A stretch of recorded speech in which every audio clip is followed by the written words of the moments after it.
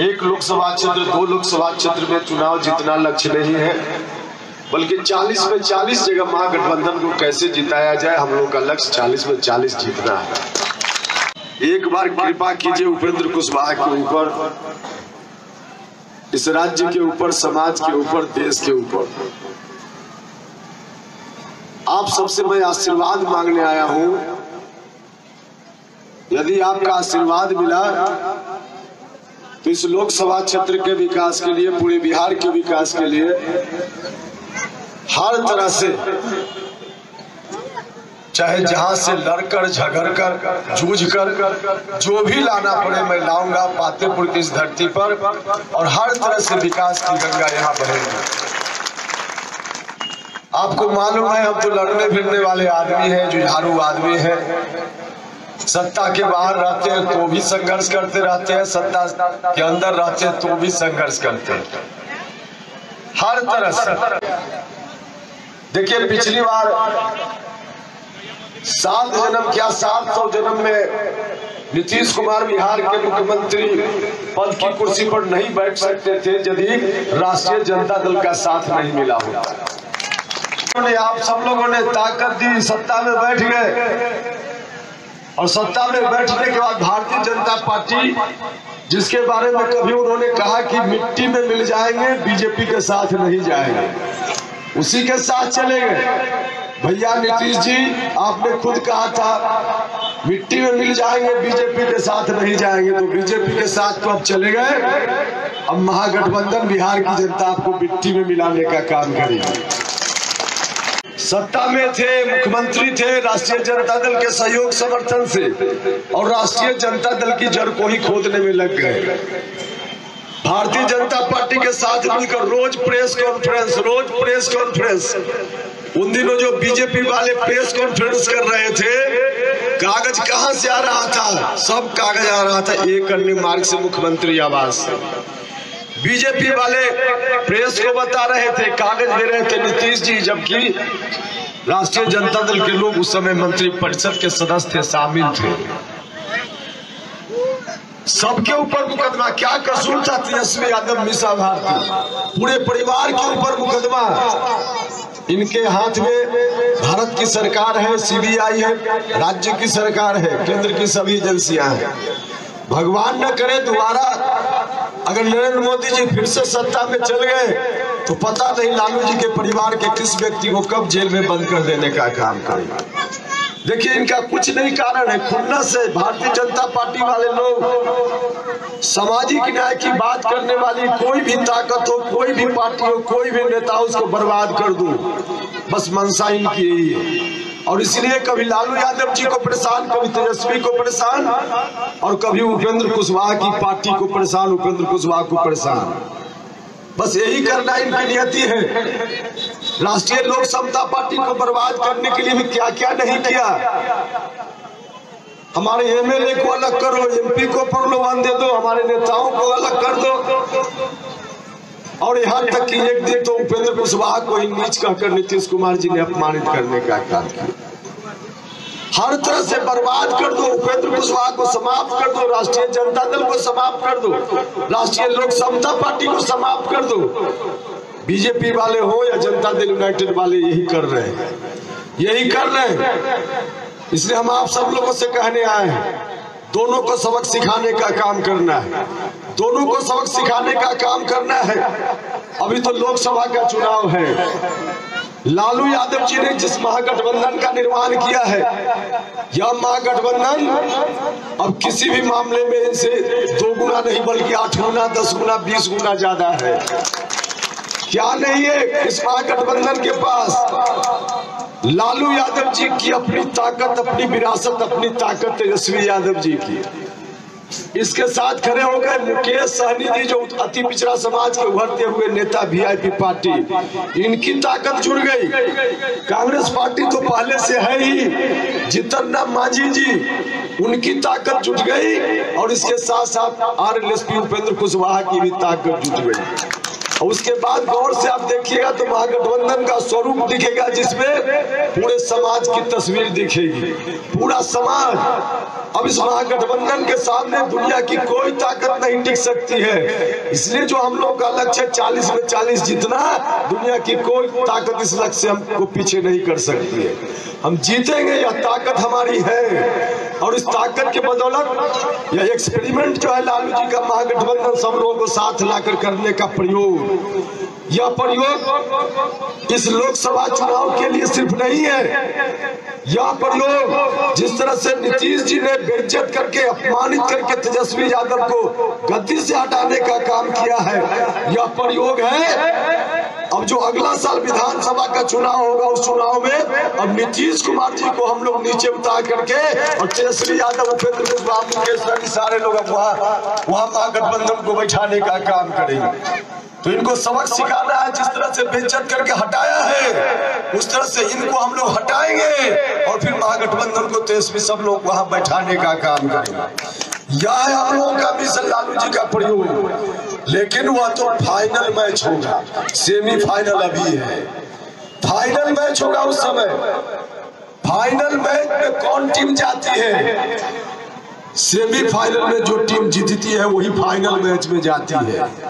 तो सेमीफाइनल है, किसी तरह से अगर सेमीफाइनल में हम लोग चूक गए तो फाइनल में खेलने का मौका ही नहीं मिलेगा, फिर जीत और हार का सवाल कहाँ है। इसलिए हम आपसे कहना चाहते हैं कि यदि आप फाइनल जीतना चाहते हैं, जिसने बेइज्जत करके हटाने का काम किया उनको नीचे उतार करके फिर से बैठना चाहते हैं, तो इस सेमीफाइनल को जीतना पड़ेगा भाइयों, इस सेमीफाइनल को जीतना पड़ेगा। इसलिए हम आप सब लोगों से कहने आए, जिस तरह के लोग बैठे हुए हैं, सिर्फ हम ही लोगों के साथ, पार्टी वालों के साथ अन्याय नहीं इन लोगों ने किया है, बिहार की जनता, देश की जनता के साथ भी अन्याय किया है। नीतीश कुमार जी ने किस तरह से 15 साल तक राज चलाया। पहले तो महिलाओं के बारे में बोलते थे कि महिलाओं का सशक्तिकरण, लेकिन मुजफ्फरपुर सेंटर होम में किस तरह से हमारी बेटियां बहने लगातार उनके साथ बलात्कार होते रहा। किसी तरह से मामला जब प्रकाश में आया, उसके बाद जब मामला पहुंचा कोर्ट तक, वहां भी कोर्ट ने कई बार इनको डांट फटकार लगाने का काम किया, एफआईआर तक ठीक से करने में इन लोगों ने आनाकानी की। बिहार की सरकार की अभी भी कोशिश है कि किसी तरह से उसके मुजरिमों को बचा देने का काम करे, लेकिन इनका पूरा का पूरा जो इनकी तस्वीर है वह नंगा हो चुकी है। हमारी बहनों के साथ, बेटियों के साथ किस तरह का व्यवहार, और व्यवहार कोई अनजाने नहीं, कोई छिपकर नहीं, सत्ता में बैठे हुए लोगों के कनेक्शन से उस तरह का काम चल रहा था, धंधा चल रहा था। नीतीश कुमार जी के नॉलेज में सारी बातें थी, तभी तो उनकी पुलिस बचाने का काम करने में लगी हुई है। तो इस तरह से हर तरह से आपका भी नुकसान। हम शिक्षा को लेकर आंदोलन करते रहे, शिक्षा विभाग में मंत्री रहते हुए हमने आंदोलन किया। क्यों आंदोलन किया? इसलिए कि हमारा मानना है कि गांव के लोग, गांव के जो गरीब बच्चे हैं, उनकी तकदीर तब तक नहीं बदलेगी जब तक शिक्षा में सुधार की बात न हो। गांव के सरकारी विद्यालय में पढ़ाई लिखाई नहीं होगी, गांव के लोगों की तकदीर नहीं बदल सकती है। नहीं पढ़ेगा बिहार तो नहीं बढ़ेगा बिहार, पढ़ेगा बिहार तभी बढ़ेगा बिहार, तभी बढ़ेगा बिहार। इसलिए शिक्षा को लेकर हमने आंदोलन करने का काम किया। क्या है आज स्थिति? हम लोग जब विद्यार्थी थे तो मजदूरी करने वाला, ठेला चलाने वाला, रिक्शा चलाने वाला उस समय नहीं चाहता था कि उसका बच्चा स्कूल जाए, क्योंकि पढ़ाई लिखाई के महत्व लोगों को मालूम ही नहीं था। किसी से कहिए कि बच्चा को स्कूल भेजो तो उस समय लोग कहते थे कि भेजकर स्कूल क्या करेंगे, कि किसी के खेत में जाएगा काम करने तो 10 रुपया मजदूरी में कमा कर लावेगा। लेकिन अब यह ऐसा नहीं है, वह समय बीत गया। अब तो एक गरीब आदमी, गाँव चलाने वाला, मजदूरी करने वाला भी यह सोचता है कि चलिए मेरा जीवन जैसे तैसे कट गया, लेकिन मेरे बाल बच्चों का जीवन अब ठेला रिक्शा चलाते हुए न कटे, मेरा बाल बच्चा भी आगे बढ़े, डॉक्टर बने, इंजीनियर बने, एसपी बने, कलेक्टर बने।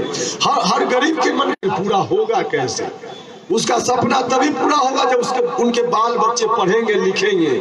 नहीं पढ़ेंगे लिखेंगे तो उनका सपना पूरा नहीं होगा। गरीब घर का बच्चा कहाँ पढ़ेगा? गरीब घर का बच्चा प्राइवेट में नहीं पढ़ सकता है, इसलिए उनके पास पैसा नहीं है।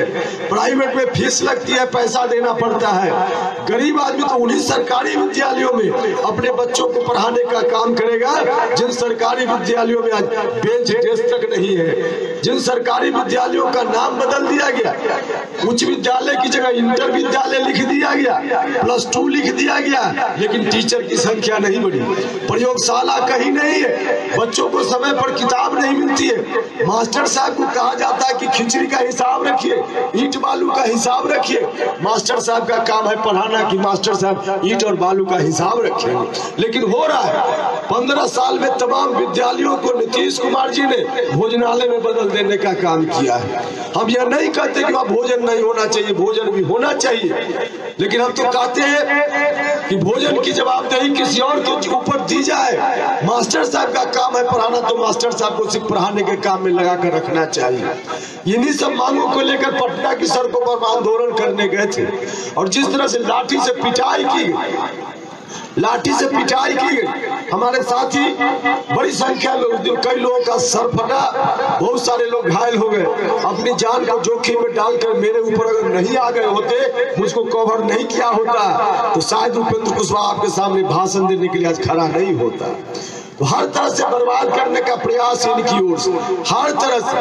पता नहीं उपेंद्र कुशवाहा, तेजस्वी यादव, मुकेश सहनी का नाम सुनते लोग कहते हैं इनके नीतीश कुमार जी, लोग कहते हैं कि नीतीश कुमार जी के ऊपर कलेजा पर सांप लौटने लगता है। मैं तो कहता हूँ कि उनके कलेजा के भीतर सांप लौटने लगता है। तो इस तरह की घबराहट में कुछ कुछ बोलते रहते। एक दिन मुकेश सहनी के बारे में कह दिया कि जो महागठबंधन वाले लोग हैं, सड़क छाप लोगों को ला करके गठबंधन बना। भैया नीतीश कुमार जी, चिंता मत कीजिए, अब ज्यादा देर नहीं, अगले साल चुनाव होना है। जिसको आपने नीच कहा है, जिसको आपने सड़क छाप कहा है, यही लोग आपको उतार करके सड़क पर लाकर खड़ा करने का काम नहीं किया तो कहिए। मित्रों, जो भारतीय जनता पार्टी वाले लोग हैं, बोलेंगे तो बहुत वक्त लगेगा, लेकिन यहाँ से जिनकी उम्मीदवारी है, जिनकी उम्मीदवारी है, पता नहीं इनके मन में भी कभी आ गया कि मैं यादव समाज का नेता बन जाऊं। भैया, यादव समाज का नेता, पिछड़ा समाज का नेता बनिए, कोई बात नहीं, बनिए, लेकिन पिछड़ा समाज का, यादव समाज का नेता लालू यादव जी को गाली देकर नहीं बना जा सकता है। लालू जी को गाली देने वाला कभी यादव या पिछड़ा समाज का नेता नहीं बन सकता है।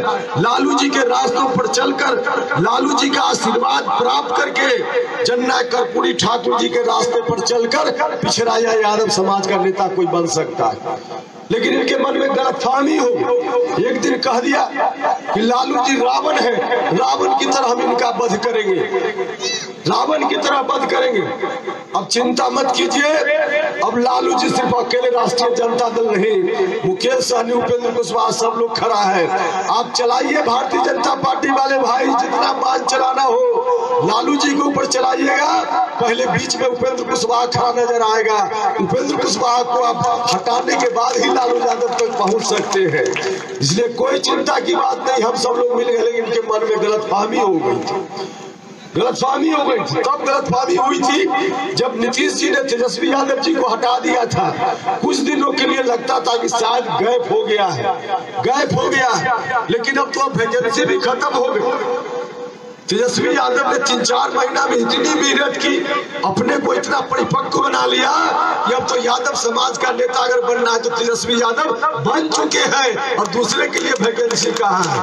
नहीं है वैकेंसी। इसलिए हम आपसे कहने आए हैं कि आप सब लोग मिलकर ताकत देने का काम कीजिए, ताकत देने का काम कीजिए, ताकत दीजिएगा तो हर तरह से आपकी खिदमत करेंगे हम सब लोग मिलकर। बिहार में सबसे पहला काम हम लोग करेंगे, गाँव के गरीब बच्चों के लिए पढ़ाई लिखाई की स्थिति कैसे ठीक हो, इसको दुरुस्त करने का काम हम लोग करेंगे। प्रधानमंत्री जी उस समय 2014 के चुनाव में नरेंद्र मोदी कहते थे कि बिहार के नौजवानों को रोजगार के लिए बाहर नहीं जाना पड़ेगा, बिहार में कमाई, दवाई, पढ़ाई सब चीज का इंतजाम होगा, लेकिन हुआ क्या? कुछ भी नहीं हुआ।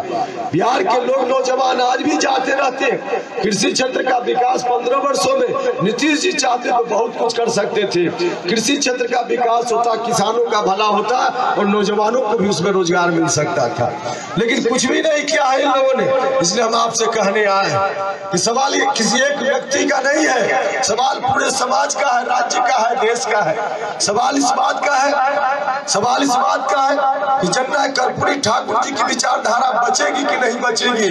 आरएसएस वाले और भारतीय जनता पार्टी वाले लोग मिलकर इस विचारधारा को चकनाचूर करने में लगे हुए हैं। इसलिए आपसे मैं गुजारिश करने आया हूँ, इस विचारधारा को बचाने का काम यदि करना है, बिहार का और क्षेत्र का विकास यदि तेज गति से करना है, तो आइए आप सब लोग मिलकर अपना एक एक कीमती वोट देने की कृपा कीजिए। आप सब लोगों से मैं आग्रह करता हूँ, चाहे दलित भाई हो, महादलित भाई, पिछड़े अति पिछड़े भाई हो, या ऊंची जाति के न्याय पसंद लोग हो, अल्पसंख्यक बंधु हो, अब भारतीय जनता पार्टी के जो बड़बोले मंत्री हैं, एक दिन अल्पसंख्यक भाई को इंगित करते हुए उन्होंने कहा कि जो लोग नहीं देगा भारतीय जनता पार्टी को वोट, उसको पाकिस्तान भेज देंगे। अरे बड़बोले मंत्री जी, आप क्या पाकिस्तान भेजिएगा?